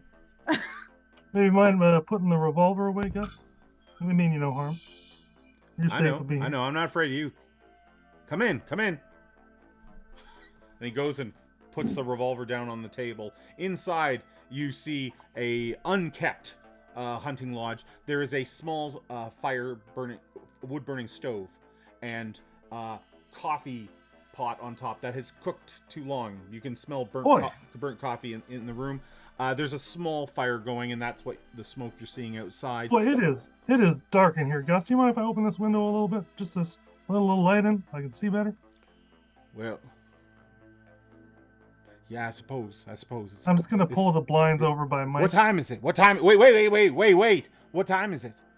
It's around noon. Okay, you can open that. I'm just going to pull the blinds open where the curtain. I'm going to slide over where Mike is so he can have a... So he has sort of an idea of what's going on in there? Yeah. Maybe I crack the window a little bit so we can hear what's going on. He motions for the three of you to... There's a set of chairs around a very small and sort of... it's not level. Like when you sit down, the table would kind of wobble. But there's three chairs around it, and he just sits on the edge of his bed. So what brings you out here? Gus, I'm sorry. You said there was this I'm getting back to it now. You said there was some sort of creatures out here or something's not safe. Can you describe what in the world that is? Because we've been hearing reports of that too, and we got to make sure that people out here are safe with hunting season coming up. Okay. Do you want to make a check for me here? I want you to roll your manipulation. Okay. And your persuasion. I want to take a quick look over at Jessie, and I just kind of look at her and I give her like, "You guys okay?" for a second. I just thought of something. Kind of like checks. Yeah, everything's good. I'm gonna say, Gus, I'll be right back. I need to have a cigarette real quick. I'll be right back. 2 10s, 2 8s. Woo! Okay. I'm gonna walk out to the truck. So real quick. you can see a noticeable relaxation in him as he becomes very comfortable with Reverend Marge. Love it. Okay, you're running out to the truck to do what? I'm just gonna leave you. I'm gonna leave you with the Reverend for a second, Gus. I'll be right back. I go out and I take a peek at to see if there's any plates on the No. No plates on the No. any. I'm gonna go check to see if there's any VIN numbers. There are, yes. Yeah, I'm gonna write that down in a notepad. Okay. And I'm gonna head back over the truck and I'm gonna call in. Okay. You get Kathy on the line there. And Yep. I'm gonna get her the VIN number and I'm gonna get her to run that. Okay. Okay. And then I'm gonna head back in. Back inside, he says to you, Reverend, he says, it comes around at night. Real strange looking. Strange looking how? Well, it looks like a woman. But that's no woman. It moves too fast, Reverend. It moves too fast. Is it taller than a normal woman or shorter? What makes you think it's a woman? I watch it. It scares me, though. It moves very unnaturally. Does that mean anything to me? Yeah. Like, over the table, that sounds really familiar. However, Yeah, I think both of you would think, that, I mean, along the same lines of the vampire talk that we've already had, there are a number of clans of vampires who are known for their speed of movement. are there other kinds of creatures that could do this, though? Sure. A werewolf. I was thinking like Werewolves Wendigo are- because those are That's usually what I thought. female. Werewolves are particularly good, particularly strong and agile. Again, depends, but for the most part, yeah, it could be. It could be something altogether different. Wendigo crosses your mind, but to look like a woman, you're not sure about the Wendigo for that. Okay. And just kind of like on the trail of the werewolf thing, would I know when the last full moon was? Last night. Okay. He says, Am I hearing any of this through the open window? I don't think so. It's just low murmurs. You can certainly move closer if you'd like to listen. Actually, I'm distracted by the car. I want to get in the inside of that car. Okay. So you saw the sheriff come out, check the plates and VIN and all that, and then call it in. Okay, so you make your way over to the car, and maybe you can hear the voices inside now a little clearer now that you're close to the car. Yeah. Anything specific you're looking for? Oh, I'm a private investigator, so I'm looking for anything that stands out. Okay. So go ahead and give me an intelligence and investigation. Or if awareness is higher, intelligence awareness.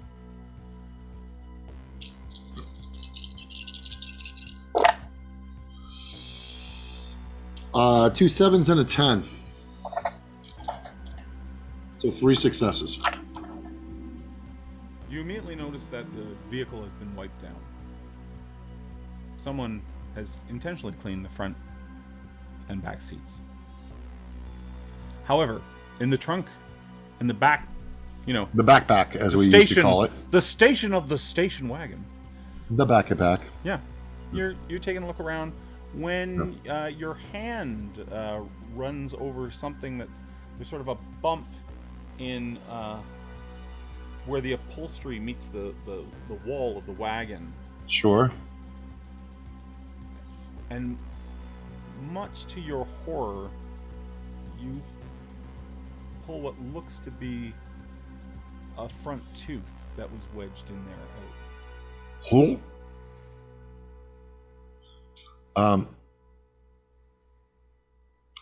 Is the sheriff still outside? I'm going to say he's just gone back inside. Okay. You could stop him if you'd like. Well, he probably saw me get in the car if it was all sort of happening. Yeah, that's true. Sure. Let's say he's still there then. So He's just calling that VIN number in. So I look to him, and I hold up the tooth. I get out of the car very quietly, replace the tarp, and I show him what I'm holding across the yard.